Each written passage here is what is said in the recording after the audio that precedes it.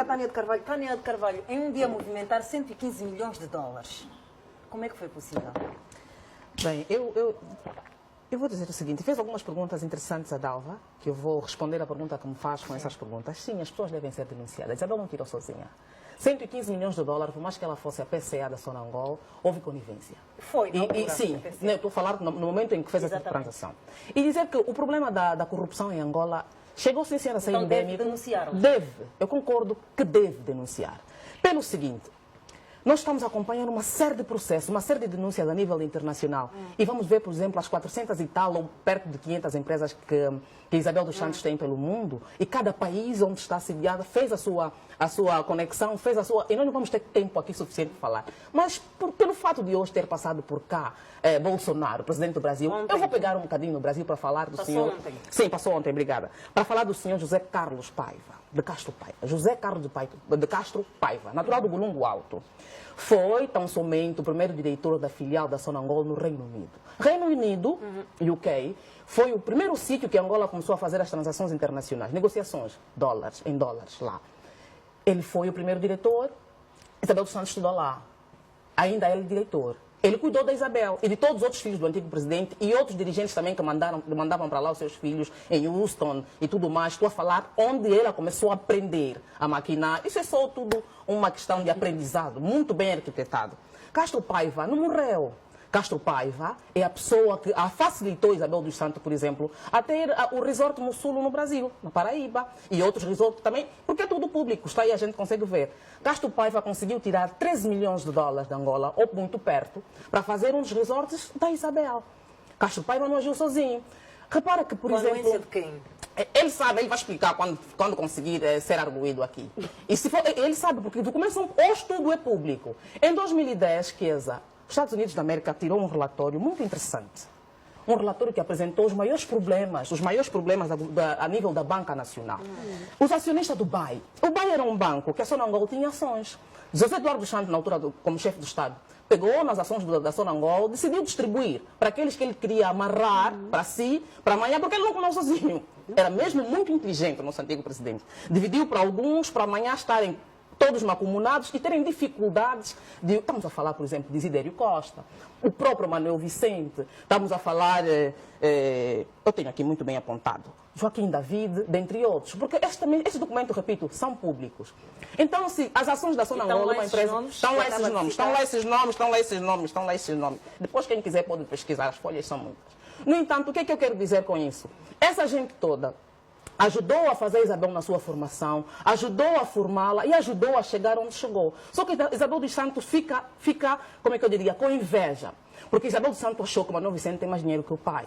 Manuel Vicente que lhe criou, que lhe educou, que lhe ajudou, que lhe abriu as portas, que lhe mostrou como se tiram as coisas. A Isabel dos Santos chega na Sonangol, a Isabel dos Santos decide fazer a vida negra do nosso, que chegou a ser vice-presidente da República. E começa a morder aqueles que lhe criaram, a morder a sua própria cobra. Isso foi o pior problema. O que é que acontece com essa situação? Ela ficando com esse problema todo, decide dessa forma saquear o país, com a ajuda de muitos, que ela hoje deve denunciar, como a gente está a dizer. Se nós tivermos nesse relatório, eu vou voltar para esse relatório é muito importante, porque aqui começou o nosso problema. Nesse relatório foi denunciado o fato, por exemplo, de Aguinaldo Jaime ter tentado tirar do país 50 milhões de dólares na altura. Está nesse relatório, esse relatório é público. Nesse relatório nós temos o problema de Pierre Falcone, nesse relatório nós temos as questões do BAE, porque Castro Paiva aparecia com 18,%. Este relatório é o que foi elaborado pelas autoridades americanas? Foi elaborado pelas autoridades americanas e é um documento público, não é segredo. Esse documento é público, não é segredo, qualquer um pode muito bem. Agora, eu digo, Massano é presidente do Banco Nacional de Angola, o Banco Central. Se Massano é presidente do Banco Central, é a segunda vez, a primeira vez que lá esteve. Porque Isabel tomou posse a 6 de junho de 2016, como PCA da Sonangol. Atenção, 2016 foi o ano em que nós tivemos aqui o surto epidêmico da febre amarela, que morreu milhares de angolanos, se não me engano, aqui na extensão do número. E foi o maior... Eu faço a ligação pela falta de sensibilidade dos nossos dirigentes. Sai 115 milhões, assim, nós a vermos, pelo Banco Nacional, porque teve conivência do Banco Central, e nós tivemos, por exemplo, naquela altura, Massano lá. Massano, quando saiu, vai para o BAE. Por que o BAE? O BAE é onde saiu metade do dinheiro da Isabel, por exemplo. Massano sai do banco e volta para o Banco Central. Massano não teve tempo de olhar as transações anormais que Isabel dos Santos fazia. Massano é que assina o nosso dinheiro atualmente. Massano é que está a fazer outras denúncias no caso dos 500 milhões. Massano não teve um período que aquilo tecnicamente se chama o período de nojo, não é? Quando sai, como é que uma pessoa, governador central, ainda tem ações no BAE? Então os funcionários do Banco Central, quando tiver que despachar qualquer coisa, vai sempre fazer a favor. O leilão de divisa, como é que vai ser o BAE? Vai sempre ser facilitado. Achas que há conflito de interesse? Sim. Há conflitos de interesse. Porque que eu não quero falar só Massano, mas eu quero dizer o quê? Que as pessoas todas que fizeram parte do SAC devem aparecer a público. Tem que haver humildade nessas pessoas. Eu, quando falo de Castro Paiva tem milhões e milhões de dinheiro angolano. Foi investigado no Brasil, tem processo no Brasil, mas aqui em Angola ainda é diretor no BAE. Ainda tem como movimentar o nosso dinheiro no BAE. Estamos a falar, por exemplo, do senhor Gillette, não é? Theodore Jameson Gillette, um cidadão estrangeiro que também é diretor de umas áreas no BAE, está aí. Estamos a falar de um leque de pessoas que não está a respeitar o novo paradigma de governação. Será que falta denúncia pública aqui para... Não é só uma questão... A Dalva falou muito bem, saiu uma parte, vai sair outra parte, mas eu acho que as pessoas deviam ser mais humildes. Eu acho que as pessoas deviam abraçar a causa nacional, deviam facilitar o trabalho da nova governação. Não é possível, nós sabemos... Quando nós, em bastidores, falamos que o Presidente da República está mal rodeado sim. Essas pessoas deviam ter vergonha na cara e respeitar mais o nosso sacrifício. Nós temos que parar de morrer de forma gratuita. Nós temos que parar de ter uma Angola pobre para alguns, extremamente rica para outros. Hoje nós estamos a ser piada em Portugal. Portugal, hoje os humoristas estão a fazer piada pela nossa forma. Isso não é admissível. É porque metade dos angolanos que tiveram a oportunidade de gerir os bens públicos e que hoje ainda estão nos seus lexos, eu falo sempre dos lexos porque é caro, e eles dão de graça. Estão aí nos seus lexos, continuam a rir-se de nós. Tânia, achas que com esta situação, esta novela toda de Isabel dos Santos, haverá, se calhar, alguma, sei lá, das pessoas, por parte das pessoas que estão nessa situação, mais ou menos, também, ou poderão estar, olha, haverá maior sensibilidade, haverá maior humildade das pessoas, a petulância dessas pessoas, temor para se apresentarem às autoridades? Hoje é inevitável, mas a petulância dessas pessoas perigosas, eu repito, perigosas, já vem há muito tempo. Eu, quando falei desse relatório de 2010, não é? O PCA do BAE bateu no peito, preferiu meter o povo angolano em situação de aquisição de divisa ou acesso a divisas, preferiu desafiar tão somente os Estados Unidos para proteger a sua corja, para proteger os seus. Repito, nós estamos a ter um momento bom. Um momento que o angolano tem a possibilidade de saber como foi gerido o seu país nesses anos todos de independência. Temos um presidente que está comprometido com transparência, com a luta contra a corrupção. Então, essas pessoas que o rodeiam devem facilitar o trabalho. Devem, pelo menos, devolver a confiança do povo angolano a esses políticos de meia tigela. Não é possível. Situações, eu estou a falar aqui de entidades que deviam ser a salvaguarda da ordem, da moral, e ainda estão no governo. Não se entregam por quê? Essa negociação que a Dalva a priori diz no segredo foi feita, também pode ser pública e vai ser pública. O Angola é nossa. E se a gestão participativa, vamos todos saber. Dê uma cara. Não me interessa hoje saber, porque a Isabel, se fez o que fez, é porque nós temos instituições fracas. Já falamos aqui no programa passado.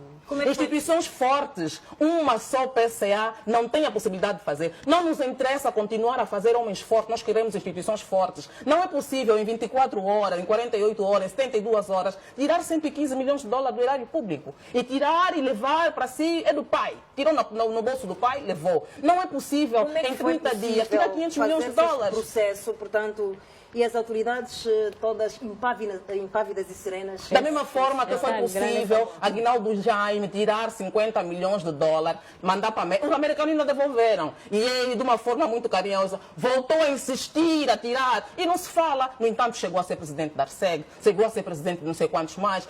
Quando se descobriu esse problema? Foi quando foi exonerado e ficou adjunto direto de Manuel Vicente, na altura, como primeiro vice-presidente da República. Está vivo, está aí a respirar. Se entrega. Não há humildade. Eu quero falar de uma questão muito importante que a Dalva falou, relativamente à humildade. Isabel dos Santos, se fosse um bocadinho inteligente, tem que deixar de ser esperta e ser inteligente, por exemplo, devia, de forma humilde... Portanto, admirava muito. Continua a admirar, minha irmã. Então. Uma pessoa que é esperta, que tira 115 milhões, essa mulher tem que usar essa esperteza para benefício. Não é possível. Por mais que você seja colega de Einstein e tudo mais, é preciso uma coragem de admiração mesmo. Eu queria concluir o pensamento. Nos outros países, pessoas politicamente expostas, com muitos recursos econômicos, aliam-se ao poder. Porque só se é presidente uma vez, nós somos 28 milhões de habitantes, nem 20 milhões vão conseguir ser presidentes. Tem que se respeitar o poder. de forma humilde voltar, porque gatuno ou não é nosso, por exemplo, não estou a dizer que necessariamente seja, porque é um adágio popular que existe. Bandido ou não, é meu filho, volta para casa, vamos resolver aqui, vamos resolver. Tudo bem, se vai para a cadeia, é nossa cadeia mesmo, é um sistema que o pai deixou, vamos assumir as nossas instituições como estão. O que é que eu quero dizer com isso? Ser humilde. Porque lá fora não vai ter espaço, não tem espaço. Isso porque se demitiu aqui, não está se demitir, está a ser forçada. Nós estamos a acompanhar a notícia, por exemplo, do camarada Mário Leite, demitiu-se do FA. Não, foi forçado. Não está, quer dizer, nem há vontade primária de entregar as coisas. Foram constituídos arguídos. Foram constituídos arguídos, que eu estou a dizer que de livre, espontânea vontade de voltar, dar a cara. Se diz tão inocente, se consegue ter a coragem de dizer que são falácias, são mentiras, vem defender-se aqui e vamos negociar. Porque nós estamos numa altura, quando a gente... E outra coisa, eu não gosto da expressão que se usa, que o procurador-geral foi pedir ajuda, não foi pedir, exige colaboração. Porque Portugal está a viver do nosso. Tem o Hospital da Luz, como dizem, tem outras coisas, com nossos fundos. Temos que salvaguardar sem ser a questão diplomata, mas não temos que ir negociar de cabeça baixa. Tudo isto aconteceu, Tânia, com a cumplicidade do povo português? Com a cumplicidade do sistema político e econômico do português. Quando a gente fala povo, estamos a minimizar. O dinheiro não saiu, como diz o Domingos, não saiu via túnel. Foi por transações bancárias legais. Será que as autoridades portuguesas não deram conta? Tantos benefícios que Isabel dos Santos fez em Portugal e gabavam-se porque é a maior investidora em Portugal, à custa de muitas vidas angolanas, à custa do nosso sangue. Quando a gente vê os africanos no Mar Morto a morrerem que nem peixe, cardume e tudo mais, eles enterram como quer, é esse o resultado. São os dirigentes africanos que tiram os nossos benefícios de África e levam lá fora com a conivência do Ocidente. Portugal não é inocente. Nós não temos que continuar a privilegiar relações e fingir que as coisas estão uma maravilha. Foram coniventes, aprovaram esse roubo e sabiam desde o primeiro momento o que estava a acontecer. E o que é que devem fazer agora? Humildemente devolver as coisas, colaborar. Isso não é pedir ajuda, é obrigação do povo português colaborar. Quando eu falo obrigação, é porque estão na comunidade europeia, querem mostrar-se como os maiores, como é que eu diria, os maiores democratas e que conseguem primar pela salvaguarda dos direitos humanos. Que direitos humanos? Que direitos humanos? Eles conseguiram acompanhar... Podemos pensar, por exemplo, no inverso do caso da Procuradoria Portuguesa lançar esse repto às autoridades angolanas, sem necessariamente o nosso procurador ir... É urgente, não aconteceu. E eles continuam a permitir que o próprio povo português vai gozando da nossa, eu vou dizer mesmo, ingenuidade, negligência. Portugal não é amigo de ninguém, nós temos que primar uma relação diplomata e só. E eu não estou aqui a falar só do Portugal, porque, no caso, a nossa cidadã nacional, Isabel dos Santos, tem 400 empresas em outros países também, mas estamos a falar de uma situação em concreta, de um país que continua a nos olhar como estando aqui embaixo e a viver bem dos nossos recursos, porque os nossos dirigentes políticos, inocentes e um bocadinho ainda com um sinônimo de preconceito aqui, de complexo de inferioridade, tiram daqui para levar lá fora. Tiram daqui simplesmente para investir, para dar emprego, para dar boa vida, pagar impostos lá fora. Então, esquecendo das suas maiores... deve mudar das pessoas. A partir desse momento, por isso é que eu acho que se nós tivermos como é que eu diria, se nós formos claros, se nós formos atentos e denunciar realmente quem está macumunado aí, não é uma questão só de nós termos prazer e ver as pessoas. Não, é justiça social. É justiça social. É nós olharmos para a coisa com igualdade. Repito, não quero que se olhe para essa situação simplesmente Isabel dos Santos. É olhar para todo o leque de pessoas que se enriqueceram, enriquecendo Isabel dos Santos. Estão aí.